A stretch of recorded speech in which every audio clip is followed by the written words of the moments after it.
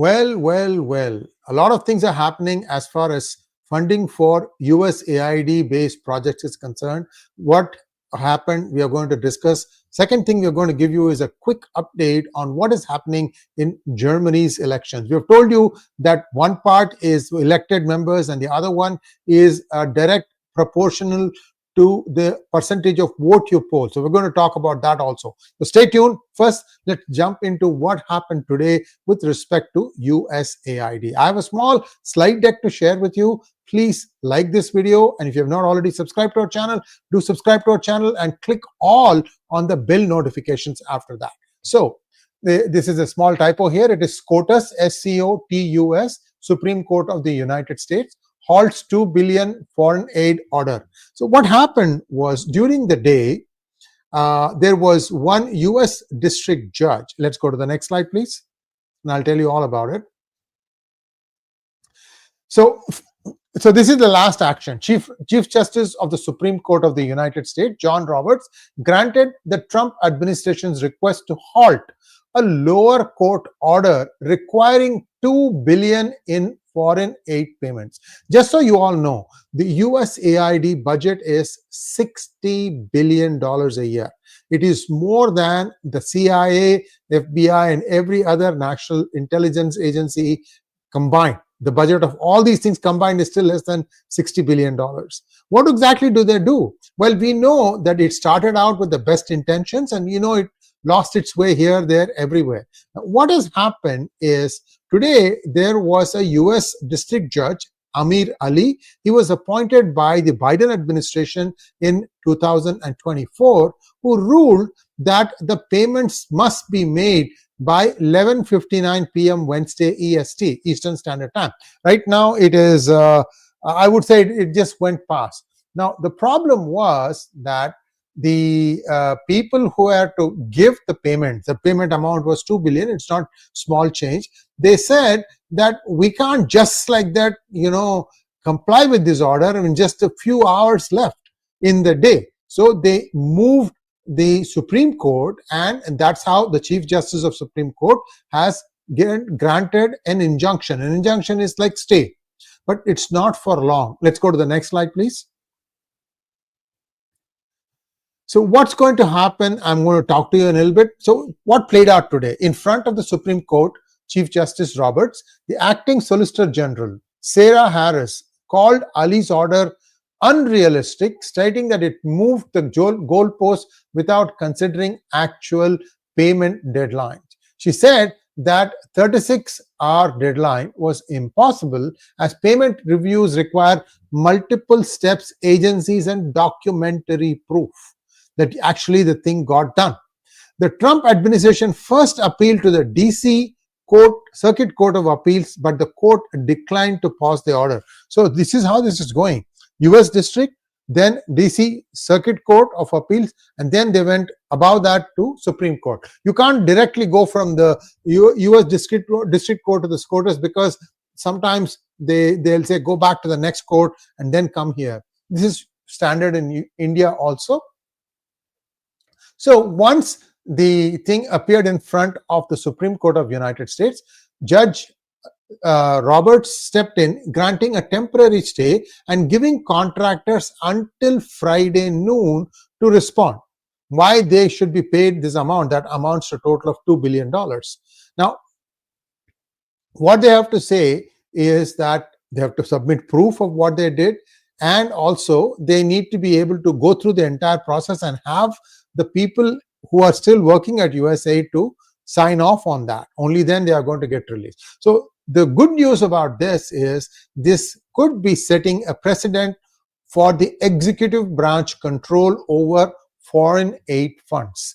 See, these are all funds that are supposed to have been dispersed by the Department of State. Remember that USAID is part of Department of State, and it reports to the Department of State.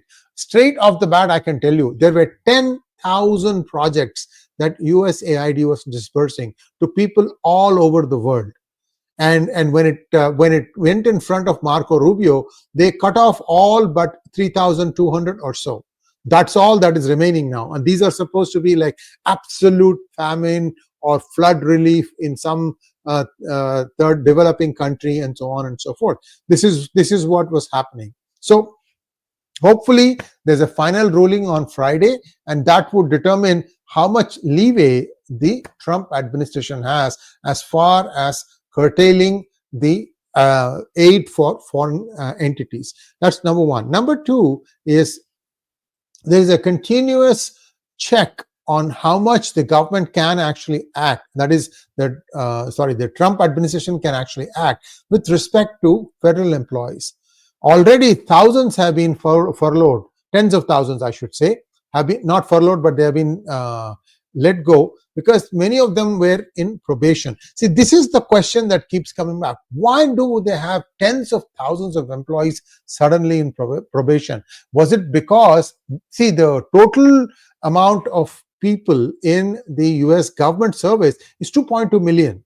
So let's say DEI had to be implemented, monitored, written up, all that stuff in that probably required 10,000. That's what has been completely cut off now. So we'll see how this goes out. So this is the latest we have. The interesting thing is when they were asked to go home, they were given no more than 15 minutes of notice. Next slide, please. The USAID staff was given 15 minutes to gather their belongings before they were booted out. You know why? Well, it turns out that 𝗥𝗘𝗏 is finding that the FBI employees, or not all, but some of them, have actually deleted data even from the servers. So this raises the question: how many of the cases which had a black and white trail are now actually fightable in a court? Can data still be there? So something has happened. So these are all escalations. They wanted to make sure that you don't get enough time to wipe off evidence that could be incriminating to you.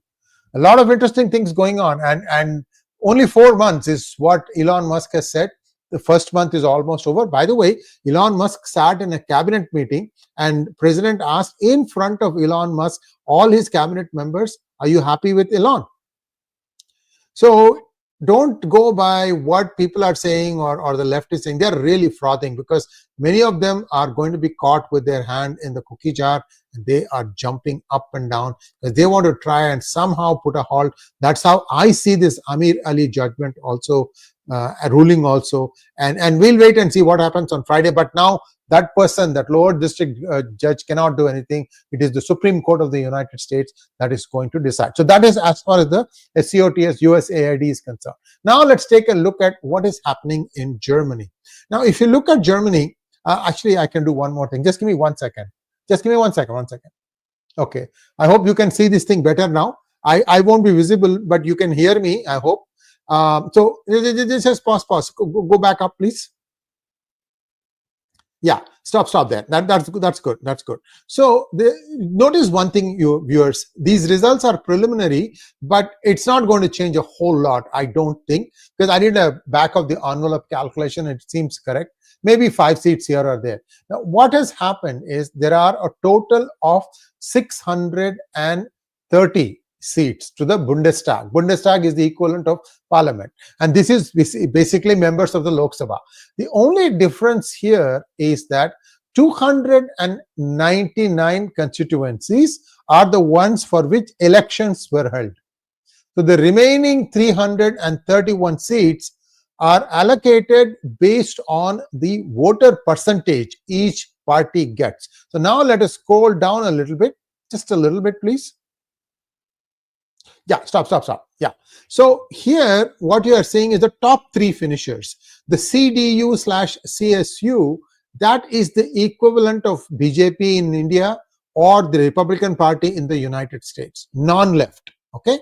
AFD is the new party, and this one is Alliance for Deutschland. Deutschland is how Germany or Germans call themselves. Deutsch is what they call themselves, and their land is Deutschland, just like India would probably want to refer to itself as Bharat. So AFD has made a stunning progress. They've come from nowhere to 152 seats, but not enough to become the majority. So if you think about it, the first two, the top two finishers, between them, if they form a coalition, that would be 360 seats, quite a comfortable working majority in a 630 seat Bundestag. But looks like it is going to be CDU-CSU is going to be forming the government with SPD, the former outgoing Chancellor Olaf Scholz, who has 120 seats. Now you add those two, that comes to what? 328. And the total is 630. So just barely above the halfway mark. Why this is happening, only they can explain. However, the history says that so far of the last 4 governments formed, 3 of them were formed with CDU and SPD in coalition. By the way, SPD calls themselves left. So SPD is the equivalent of Congress, and it is also the equivalent of the Democratic Party, Democrats in United States. So how is it that the left and the non-left, the top two, are going to form the government? Then basically it is where it was before. This is unfortunate because AFD hoped to get a little bit more votes percentage poll, so that if, for example, if they had the same number of votes as the CDU, like 14 million, they got 10 million, they got 4 million short. But if they had got 2 or 3 more million, that would have risen their count to be higher. But it was still nowhere near where they would have to be to get to the to be having an absolute majority on their own. But AFD certainly is on a rise. The interesting thing there is AFD has swept the East Germany part, completely swept, except for some portions of some pockets of Berlin. Berlin is part of what used to be East Germany. And unfortunately, they haven't done that well outside of this area where they probably not polled well. I am seeing the same thing like what I would say BJP was in the 90s, late 90s, when they started showing very good promise. Now let's take a look at the other parties. You have the 2 very, very extreme left parties. And yeah, go down please a little bit. Yeah, stop. Yeah, that's fine. So the Grün, if I remember correctly, that is the Green Party. These are like liberals, if you will. Then you have Die Linke, that is left party. And the next one is BSW, that is also left. These two used to be together, but then they parted ways. And the 2 ladies, one is Heidi Reicheneck and the other one is Sarah Wagenknecht. Now, BSW has polled 2.5 million votes, 4%, but they are not getting any seats. This proportional representation, somewhere I think it goes wrong, or maybe it just gives it to a certain number and then stops after that, or they didn't hit a threshold. I don't remember exactly what the threshold was, because if you see the last 2 finishers, both of them have polled over 2 million votes, but they are not getting any seats in the proportional representation. I think there is a lower limit also required. So the extreme left are Die Linke and BSW. And both of them are also solidly against illegal immigration. And so is the AFD. So you have this interesting situation. You have this interesting situation where the 2 extremes are for the same purpose, that they don't want illegal immigrants. But the middle, they are still kind of waffling about it. We have to wait and see what happens. Certainly Scholz is not going to be the chancellor. It's going to be Mies, who is the CDU head of the party. But who they align with is the question. I think they are going to go with the SDP, although I would like them to go with AFD. That would give Germany a clear direction, plus that would also give Europe a clear direction that this is how Germany is going to proceed. However, looking at the way things are going in Europe, where the deep state or Soros, whoever you want to say, is having a larger than life influence on some of these elections. I'm very sorry to say this. France also messed up big time. Here, Germany also, you're seeing it. But these things, whatever it is, they won't last long. there will be elections again. I don't know if the country can afford to keep going for elections. This is my read on it. Okay, so this is all I have to say. Let's take some questions now. Satyanarayanan, thank you for becoming a YouTube member. Elmer wants to know, why are these lefties exposing themselves? Sabne kaha hai, kahaya hai, sabne kaha hai. Stay quiet and run before you are caught. Well, Elmo, these are all solid, leftist bastions, whether it is France or Germany. They all believe in all these things. The interesting thing I find, again, see, East Germany used to be a communist nation not long ago, 30 years ago. And yet, sabne khaya hai. Sabne khaya hai. That is true. That's true. See, East Germany used to be a solid communist bloc, communist country, because it was part of the USSR. And yet, they have voted for the most extreme non-left party, AfD. So, it's just really, really interesting the way the politics are evolving in Germany. So, we'll see how that goes. Next one, please.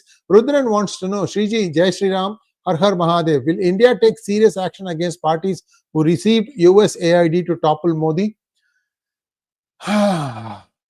I'm not too hopeful, Rudran. They will probably use this to, arm twist them into doing something else. They probably won't act. I don't know what the philosophy of the BJP government is. In my opinion, they should have cleaned up the media by sending Pranay Roy to jail, because the template used by NDTV was cut, paste across 1,000 channels that exist now as television channels in India. So you take each language, right? Each language has about 100 channels. Add them up. There are a lot of channels now. They could have just sent them all home, but nothing happened, and Adani got NDTV, and then that's it. Okay, next question, please. Oh, Muhammad ka asli baap. What is the origin of Ali's parents? He is Canadian born, looks like 𝗏𝗍𝗍. I didn't have a chance to look at it. I know he is Canadian born, but he could have migrated when they were children. It's okay. I mean, you get your path to citizenship and you do the right words and you're qualified. There are a lot of Indian origin judges also. Amit Mehta is one. I know at least 2 or 3. The names are not coming to me, but there are some judges of Indian origin also.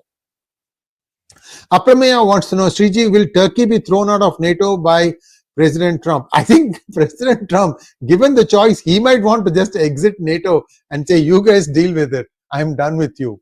I don't know. It's a very good question. I have no idea what's going to happen.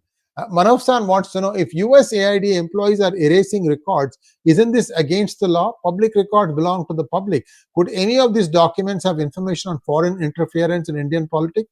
Oh yes. Oh yes. USAID was using some very secure leased lines to do all sorts of stuff. Yeah, it's possible. Next one. Mahmood ka asli baap. Approximately 154 million taxpayers are there in US. If Trump has to pay 5,000 per person, that would be 770 billion. Also, what happens if the people get divorced during this period? Good question. You're asking all these tough questions today, Mahmood ka asli baap. Well, they'll figure it out. I don't know what exactly happened. See, if you're going to go by the previous year, last year, whatever you did, if supposing somebody is filed jointly and then they are separated, I guess the pie will get split as 2. Next one. Maithili wants to know, Sriji, what is the agenda of Ursula to meet Modi with some 27 EU members?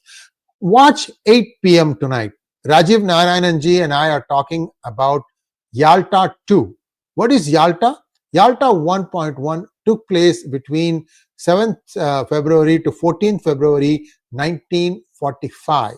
The war was almost at the end, and 3 big leaders, that is Franklin Roosevelt, Winston Churchill, and Joseph Stalin, they all met together in a Crimean city, in a palace, Lidakiyev or something like that, and they thrashed out the agreement of who's going to have which country.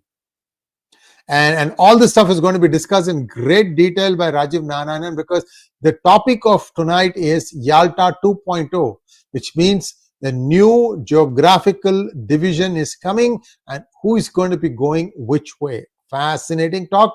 Every month he comes up with one of these things that great insights. Do watch that one at 8 p.m. tonight. Next one, please.